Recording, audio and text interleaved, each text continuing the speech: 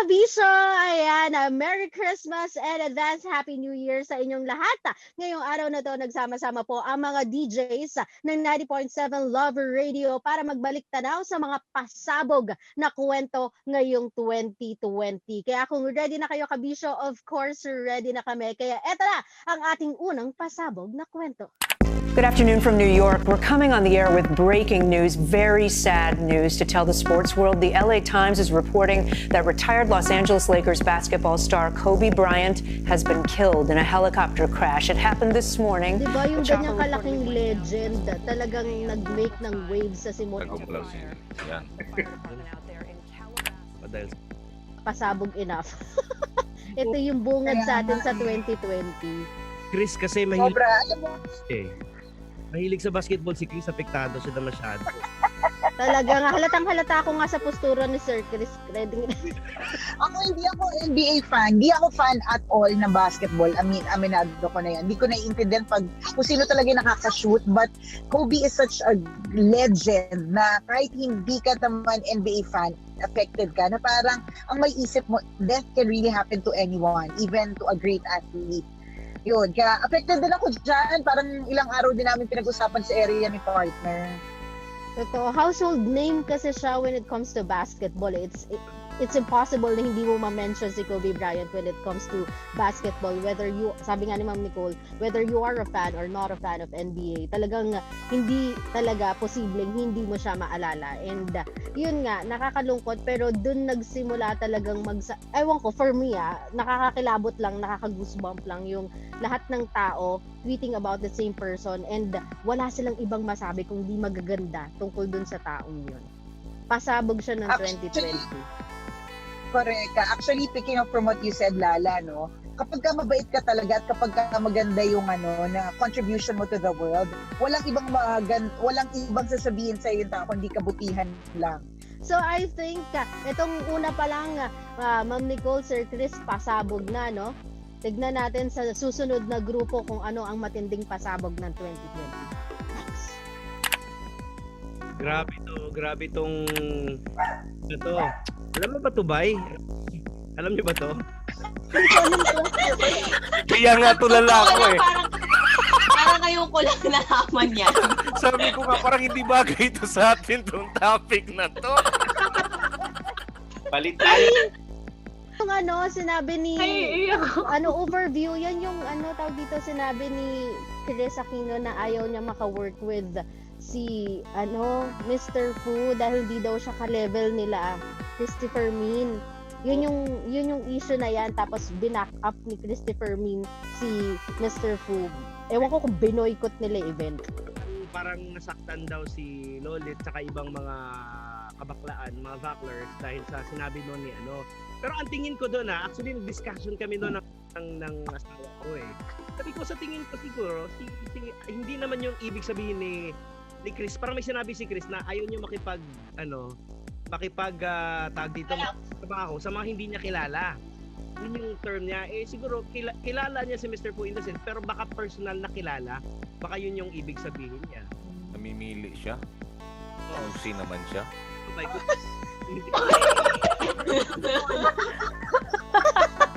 May galit sa puso. Grabe naman siya. Affected si Totoy Bato.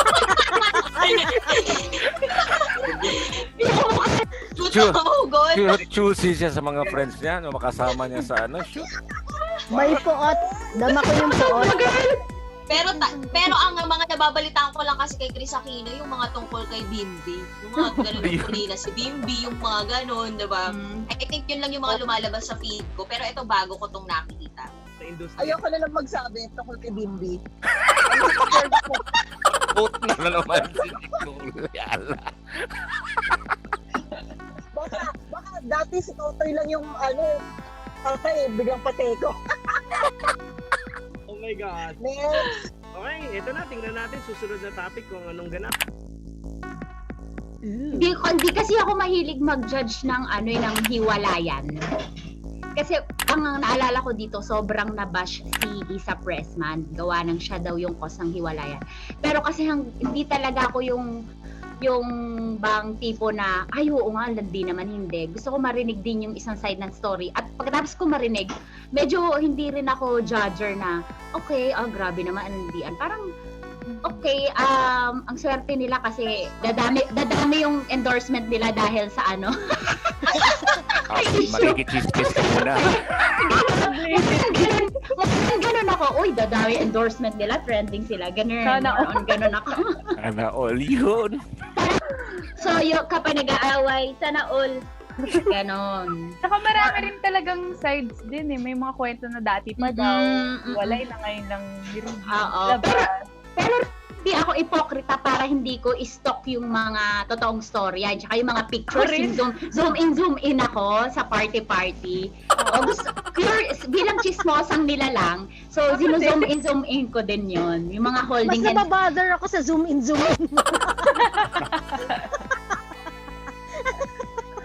in ko yun. So,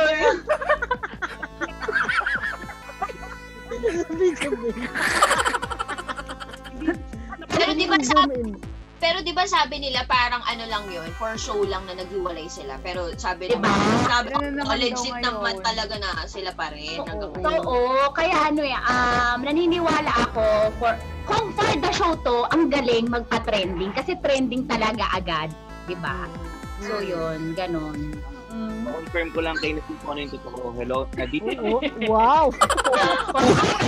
Hercules, ang sarap mong koroten. Okay, thank you so much. And for our next trending topic this year, pasok.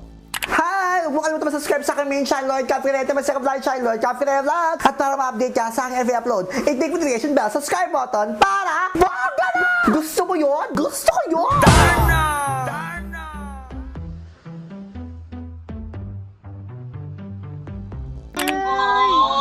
Too close. Oo. Sarap pa naman tong yakap-yakapin to si Lloyd. Too close. It hit home. Ay, naku. Sobrang nalungkot. Masyadong masakit sobrang masakit yan. Totoo. Hirap talagang kalimutan yung taong ang nagbigay ng kaligayahan sa maraming tao. Diba? Totoo. Saka diba, he has influenced a lot of people here in our station na maging vlogger.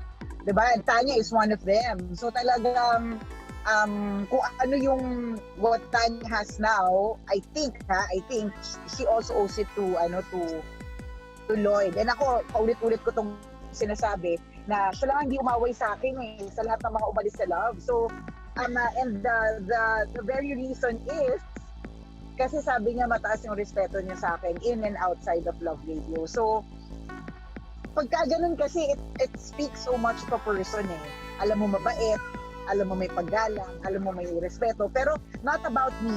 Yung mga ginawa niya para sa ibang tao, I'm sure kung buhay pa rin siya, isa siya sa mga nasa frontline na naman ng mga natamaan nitong recent na bagyo. Nakakalungkot masyado. Affected ako dyan, promise. Ilang days ako hindi nakatulog. Ako I remembered messaging someone trying to confirm kung totoo. And I know this person kasi is very close to him. So talagang nagtanong ako and I hate the part na ako yung nag-break sa kanya ng news kasi hindi niya alam. So yun yung day na I was trying to contact this person multiple times na okay ka lang ba? Okay ka lang ba? Gumagano lang ako sa kanya just to check kung okay lang siya kasi alam kong this one is shocking and devastating for all of the people and hindi ko alam na ganun kadami yung mga kakilala ko na sobrang nire-respeto yung craftsmanship na meron siya kasi he is one if not one of them pero siya yung mga naunang YouTuber daw talagang siya yung naunang nag-make ng wave sa YouTube industry. So, very influential siya and on his own world or our world or social media world, he is a legend talaga. Household name ang isang Lloyd Cadena. Si Lloyd, ito yung tao na walang arte sa katawan Real talkan talaga pag sinabi mong real talk, pag ayaw niya Hindi plastic Ganun siya Walang ka-issue-issue. Namimiss ko si Lloyd. Alam mo na kung bakit. Oo. Yakap-yakap May memories kayo nun Niyayakap-yakap po yan eh. Medyo masakit tong ano na to, pasabog ng 2020. Next, tignan natin kung mas sasakit pa ang next na pasabog ng 2020. Next! Sa classroom may batas. Bawal lumabas o bawal lumabas. Pero pag sinabing pag nag-comply ka na bawal lumabas, pero may ginawa ka. Bawal lumabas by Kim Chu. Tama. Ibang pasabog ni Kim yan. Tama. Okay, may pagka-Kim Chu din to. Bakit? Bawal lumabas o bawal lumabas. Yun yung contribution. Pero grabe yung trending na ginawa nito ni Kim Chu, 'di ba? Ito yung mga Nagawan pa ng kanta, 'di ba? Ano kayang nakain niya, no? Grabe ka. Galit na naman si Totoy. Toy, ano ba? Diba? Ba't ba ang init ng ulo mo today? Kasi nakikita ko naman yun, hindi siya nag-iisip eh. Parang diretsuhan ka agad. No way. Then, nasa verge lang siya nung parang nasa emotion. Di ba nagsara yung stasyon nyo eh? Oo. Diba? Tayo nga sobrang... Yun kasi ang nagiging problema ko minsan pag halimbawa artista sinamahan mo ng politika na hindi mo naman magulo talaga. Then lahat yata ng interview niya magulo yata daw. Yung isa lang ang patunay. Isa pa to, may hanas din. May mga pahanas din si ate. Magagalit si Kim Chu sa akin ito. Trending na tayo dito. Ay, pero aminin nyo, na-handle yun ni Kim Chu very well. Yeah. Diba? Na-handle yun very well. Kudos sa PR ni Kim Chu kasi bukod sa ng emotionally, ma'am, hanggang ngayon, meron siyang bawal lumabas series. Yes! Oo, di ba? May mali-t-shirt pa. Lumabas na binibenta. Diba? O, diba? This is still publicity. Na ang isang problema ay kaya mong gakunan ng isang magandang oportunidad. Diba? Ng isang dapat ay dapat hindi napakagandang pinto ng opportunity. Kung ako na matatanungin doon, mali yung sinabi niya na bawal lumabas. Dapat bawal labasan. Tatay! Okay. Ako nito. Nanggigigilak sa'yo, tatay. Nanggigigilak sa'yo. Gusto mo mag-trending? Kumabot yung 2020. Okay, sige, lipat na tayo sa sunod na pasabog. Tingnan natin kung meron. Pasok. Yun. Ay, nako. Kasi mukha ko talaga ano yan. Bakit? Parang gusto kong Sa kuskusin yung mukha BTS, niya. Jimin. BTS. Ako, sorry, natatouch ako sa nangyari. Kaya maraming medyo apektado yung mga ARMY. Sorry, iiyak ako, girl. Kasi parang insulto sa kanila yun. Grabe yung insulto, Robin na. Robin. Sorry. Ano ba dapat? Kahanas ng Love Radio DJ 2020. Oh, sorry guys. I cannot. Okay. Ano lang naman, hayaan natin yung tao sa kanyang mga gustong maging sa buhay, di ba? O, dahil dyan trending siya, dahil dyan baka maraming pumasok na opportunity sa kanya. Kaya, yun, kanya-kanyang kaligayahan. Idol talaga yung si Sander Ford. Idol talaga, grabe, sobrang tigas. Ang parte yung matigas. Yan ang Magaling talaga siyang Oo, tama, magaling. Magaling siyang mag-trigger ng Hindi. mga... Magaling. Wala pa nga siyang ginagawa na titrigger na yung tao. Galit Totoo nga sabi ni Tanya, ang tatag niya for that. Plus, siya lang yung tipo ng taong bumuo ng career out of bashing. Sa kanya na yun, corona niya yun. Okay. Okay, pasok na natin. Next topic. Bakit pinilit ka ba? Anong ginawa mo? Pinilit ka ba? Nag-master ka kahit ako kayong bata. At least, ang mas ako. Kahit natalsikan yung bata. Talsikin bata. Asan na doon? Masyadong babaw ng dahilan. Masyadong mababaw? Anong mababaw doon? Dahilan sa akin yan. Nakita ko ito pinapanood ni Troy. Tapos syempre dahil Toolflix is lifer. Nanonood tayo ng mga story, binabalik-balikan. Tapos nakita ko nga yan. I just see it parang traumatizing for the kid. Wala lang for me. Hindi naman sa I don't care about those people na nag-aaway. It's just that traumatizing siya for the kid to watch, na nakikita niya yung parents niya ganun kung i-humiliate on social media. Kumbaga hindi talaga siya maganda for the kid or for any youngster na related dun sa dalawa.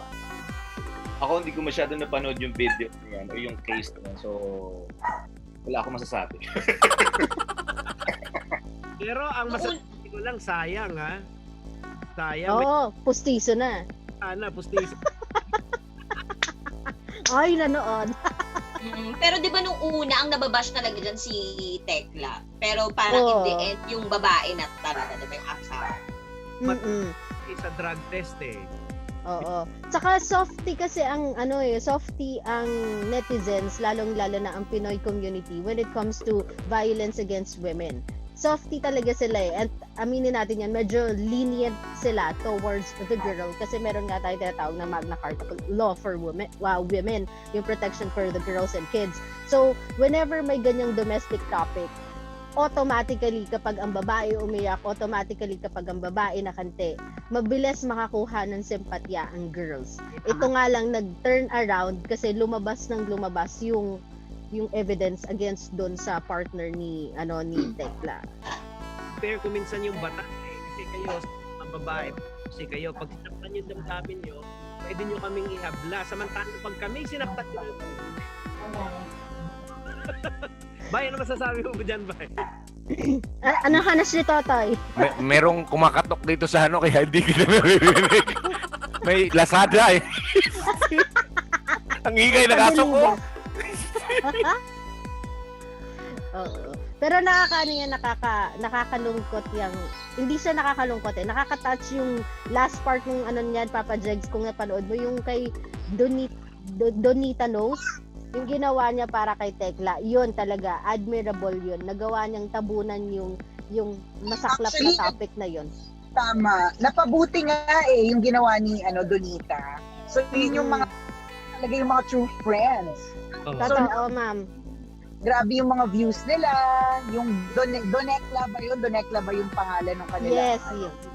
Opo. So, yun yung magandang nangyari doon. Yun yung magandang tawag dito, outcome ng nangyari kay Tekla. Kasi mas nangibabaw yung love nila for isa't isa. Yung friendship, yung forgiveness, yung mga ganun. Kesa doon sa gruesome na topic nila ng bugbugan na hindi mo alam kung totoo o hindi. Tapos, may sinasabi ba doon na mga pinuputok daw eh? Happy New Year! Okay, next topic po. Happy New Year! Kinakabahan po ako. Next topic. Sana all sinusuyo pag nag-aaway. Sana all sinusuyo love. Ganito kasi siya eh. Binibila niya ako ng milk tea at saka ng mga protas. Tsaka hindi na mawala ang burger at saka fries. Diba love? Sana all. Para lang magkaayos ang binibilhan niya. Diba love? Itong gusto namin ito. Ito sa dulo. Yan. Alin? Asan? Wah!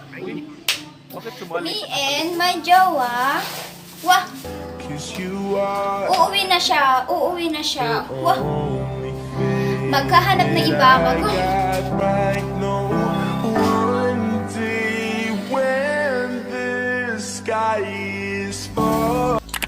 Me and my jowa.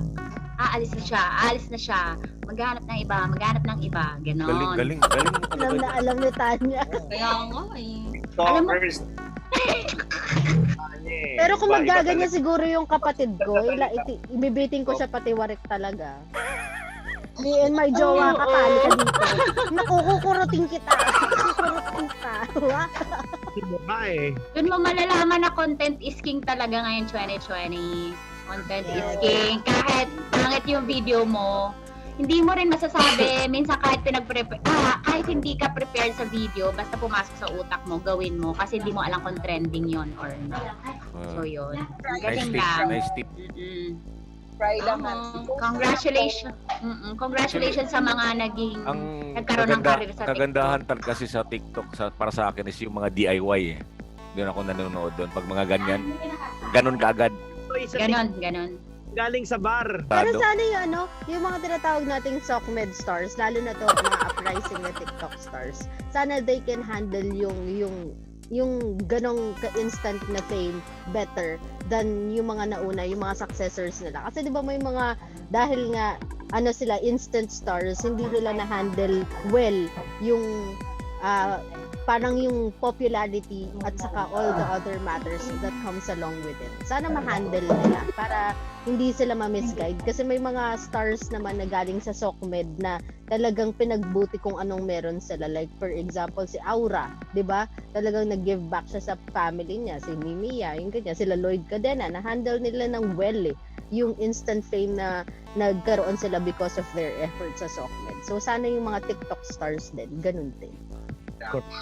Yun talaga yung maganda yung point mo na yan, Lala. Kasi most of them are very young. So I really hope that they get to manage it properly.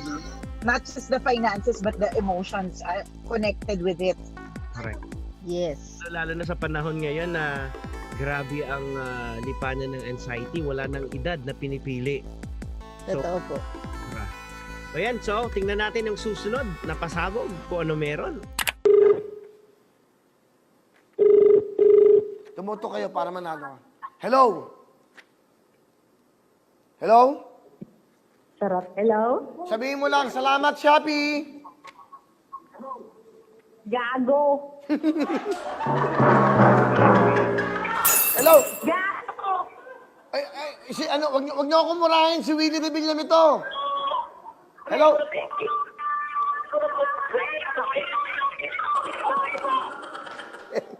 Hello? Sorry. Yung camera mo. Sorry.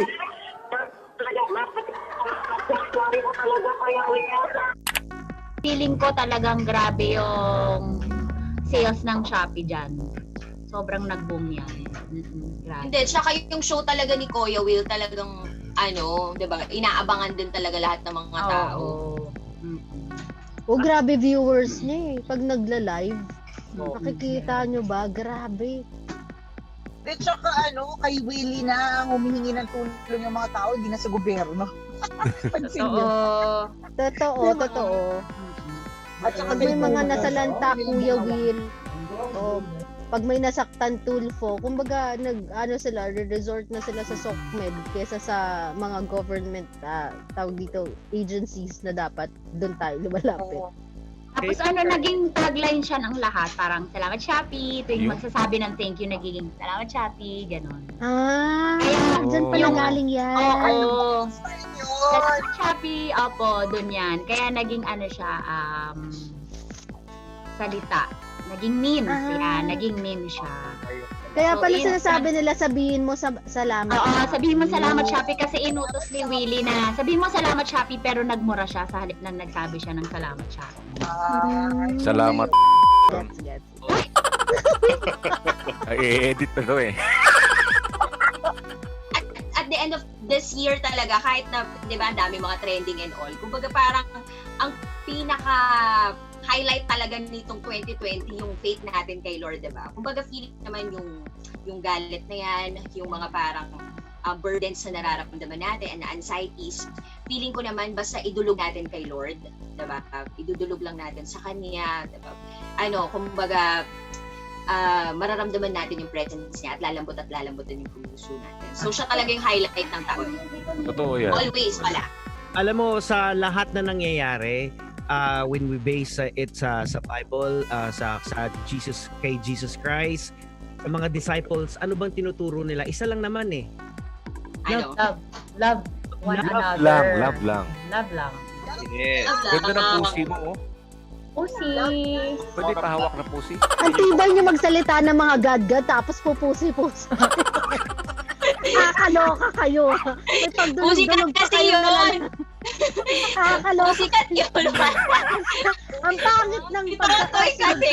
Hindi, si Tanya kasi hawak niya yung pusi. Anong pusi? May mga something kayo Nag-uusap-usap na mga Lord. Ginanon yung pusi niya. Pinakita. Hindi nakita ko. Kukurutin ko kayo. Ayan, this has been a top year for all of us. Pero katulad nung sinabi at pinaalala sa akin ng isa kong kaibigan na namamanata kay Nazareno, na everything truly happens for a reason, and the reason why we are going through all of this is because we need it. Kailangan talaga natin maging mas matapang at maging mas matatag, and we can rise above all these obstacles. Mas malaki ang Diyos natin kaysa sa mga problema. Love lang! Tama. Ano bang problemang dumating sa buhay natin, isipin natin, kaya natin yan. Hindi naman ibibigay ng Diyos ang problema pinagdadaanan mo kung hindi mo kakayanin. Tiwala lang, kapit lang. Ayun, sabi ko nga, naririnig ko lagi na naging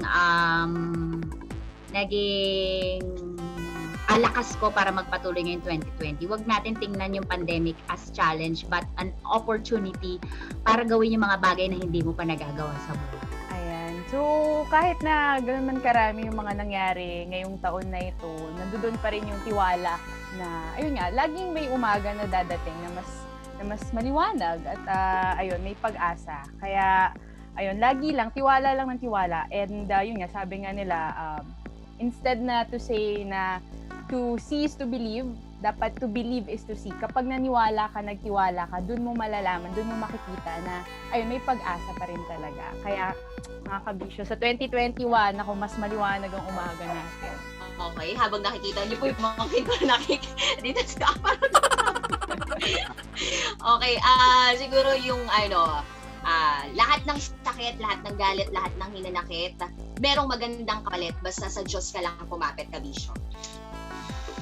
Well, para sa akin personally, ang daming pinarealize nitong 2020. Di ba, ang daming dilubyo dumating sa atin. Pero on top of that, ito yung para sa akin ang best year for me. Why? Bakit? Naging close ako sa family ko, and then yung spiritual ko na napabayaan ko na dati, yung spiritual life ko na napabayaan ko na dati, ngayon medyo unti-unti ko na siyang nabubuo eh.